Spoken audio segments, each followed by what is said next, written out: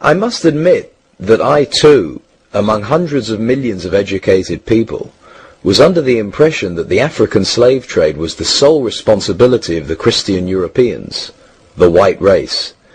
That is, until I started exploring the subject in greater depth, and especially after reading an incredibly enlightening book called The Legacy of Arab Islam in Africa by John Alambila Azuma.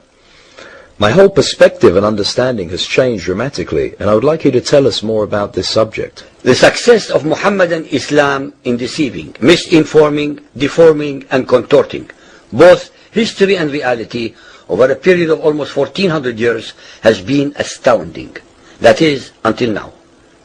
The greatest tragedy about this particular subject is that most of the descendants of African slavery, the black people in the Americas, around the world, as well as among the African blacks, are totally ignorant of the actual facts.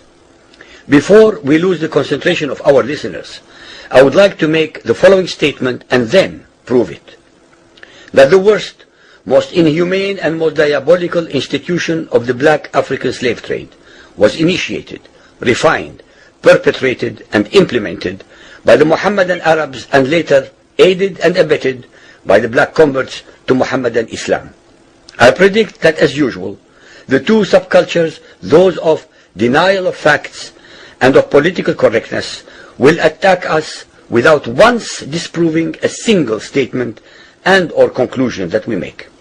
Slavery was not created by the white races, because it has existed throughout human history and practiced by every tribe, culture, civilization, racial group and religion.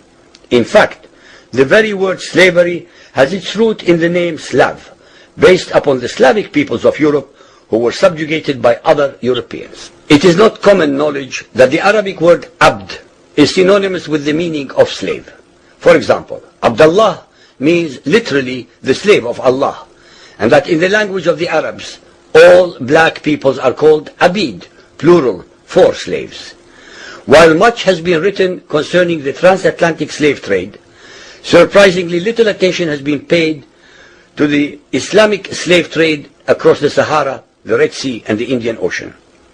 While the European involvement in the African transatlantic slave trade to the Americas lasted for just over 3 centuries, the Arab involvement in the African slave trade has lasted 14 centuries, and in some parts of the Mohammedan world is still continuing to this day. The birth of Mohammedan Islam and its conquests brought about the birth of institutionalized, systematized, and religiously sanctioned slave trade on a massive and global scale. In fact, the Quran allows the taking of slaves as booty or reward for wars of aggression against any and all unbelievers, most of the human population. This has led to an enormous number of so-called holy wars, jihad in Arabic. There was and is absolutely nothing holy about these wars, which are primarily to plunder, slaughter, rape, subjugate and rob other human beings of their wealth, produce, freedom and dignity. Mohammedan Muslim states and tribes attacked other non-Muslim groups to achieve these objectives. Although Islamic jurisprudence laid down regulations for the treatment of slaves, however, incredible and heinous abuses have occurred throughout the history of Mohammedan Islam.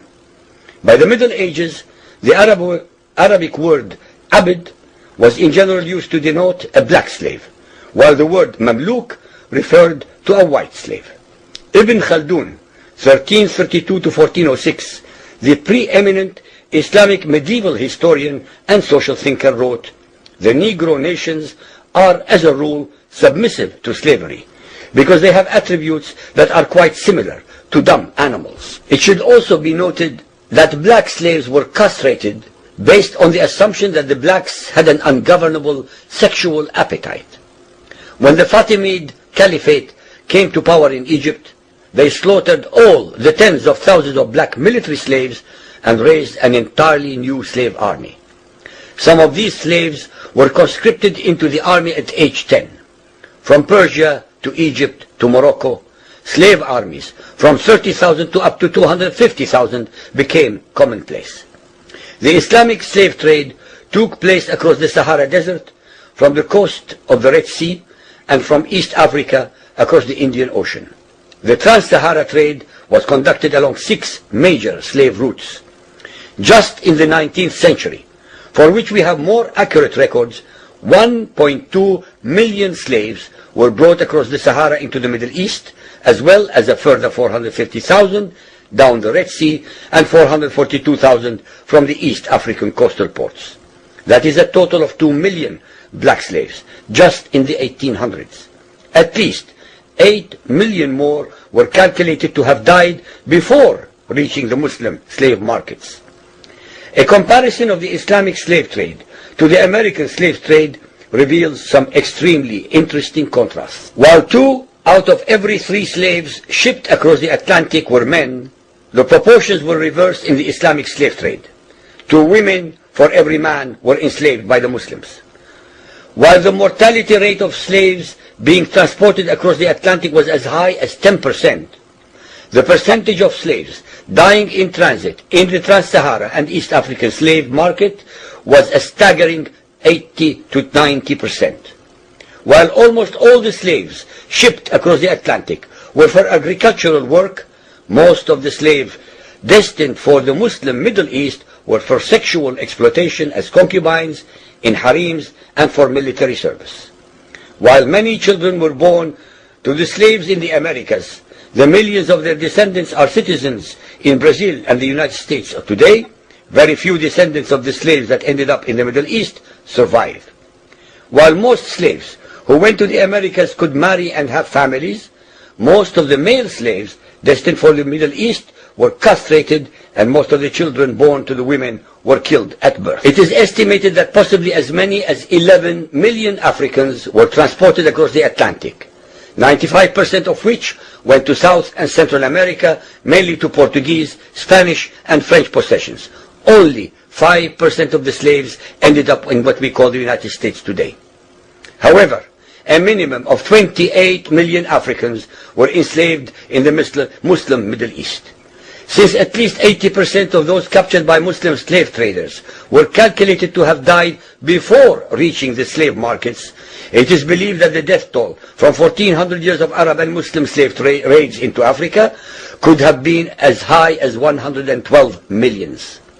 When added to the number of those sold in the slave markets, the total number of African victims of the Trans-Saharan and East African slave trade could be significantly higher than 140 million people. What is obscene about this whole subject is the Muhammadan, Muslim, and Arab culture of denial regarding their complicity in the African slave trade, as well as the ignorance of black Muslims about the reality of their past and present conditions. The statistics and reports above are based upon the logbooks kept at the African slave ports, ship logs, travelers' reports, eyewitness accounts, etc. Ladies and gentlemen, the facts and reality of Muhammadan Islam's complicity in the slave trade and their inhuman depravity are infinitely more devastating, more staggering, and more incomprehensible than all the nightmare fictions in the world.